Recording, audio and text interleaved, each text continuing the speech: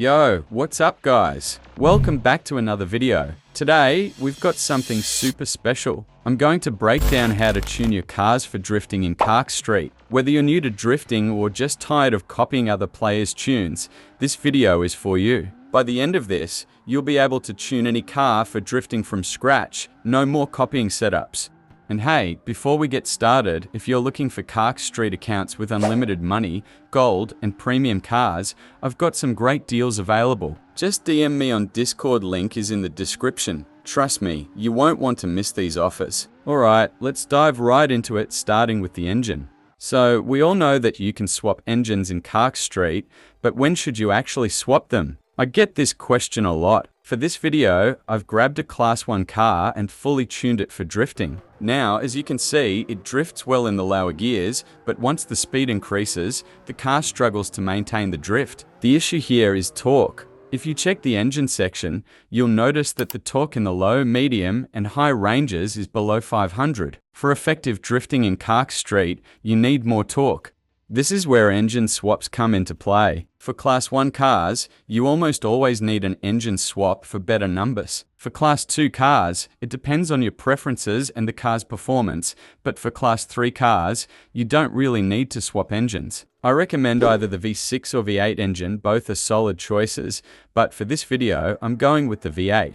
Once you've swapped the engine, be sure to purchase the highest level performance parts available. Max out everything. That's it for the engine section. Now let's move on to transmission. You can stick with the stock gearbox, but I highly recommend swapping it for the best one in the game. With this gearbox, you won't need to adjust gear ratios for every car, it works almost universally. After swapping, make sure you purchase the top level parts for the clutch and transmission as well.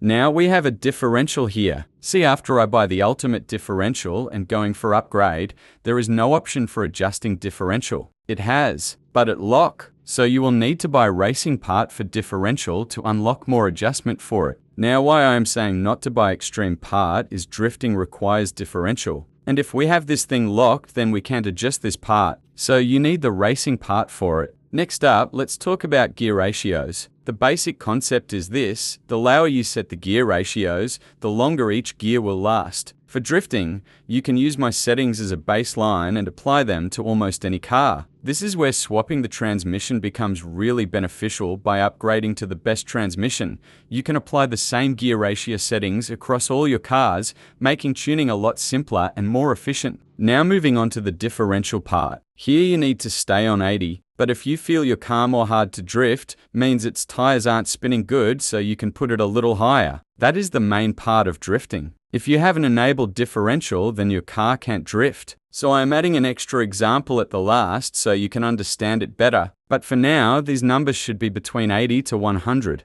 Moving on to the body section, there isn't much to focus on here for drifting, but definitely go for a weight reduction and consider reducing the car's fuel tank size if you're looking for optimal performance. Aerodynamics aren't too important for drifting, but where you really want to focus is the upgrade section. First thing, slide down your car weight to left side, and then you gotta need to balance weight on front and rear of the car. Like you can see by pulling right side, it increases difference. But moving to the left side, it kinda stabilizes the weight. So after that, pull the center of mass of height to right for better performance.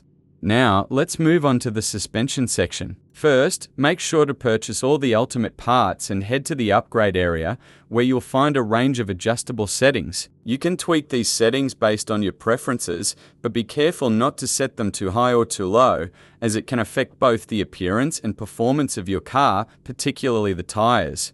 Next, you'll see the stabilizer settings. If your car slides too much, you'll want to increase the stabilizer settings. For most cars, it's a good idea to increase the front stabilizer, but for the rear, you'll want to pull the setting backward. This helps maintain better control during drifts, as the rear stabilizer will allow the car to slide more smoothly, which is essential for drifting.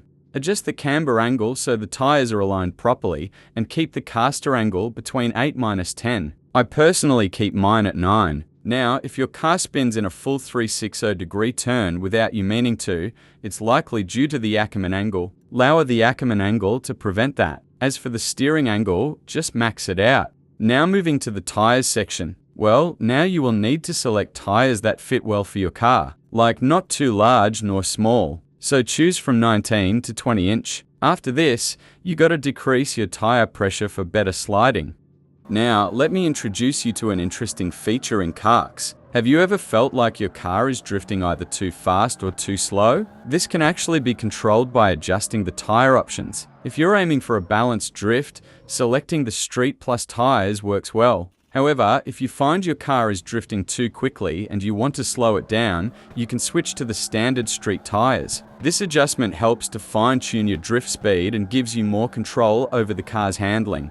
Once you get the hang of these settings and understand how they work, you'll be able to make any car drift with ease. For example, using these exact settings, I even got a van to drift smoothly. The only adjustment I had to make was tweaking the differential slightly because the drift wasn't as smooth at first. I increased the differential just a bit, and the rest of the settings remained exactly as I've explained to you. That's all for today, guys. If there's anything you didn't quite understand, feel free to drop your questions in the comments section. I'll be happy to help. And if you are new to the channel, make sure to subscribe and like it. Alright, enjoy the game.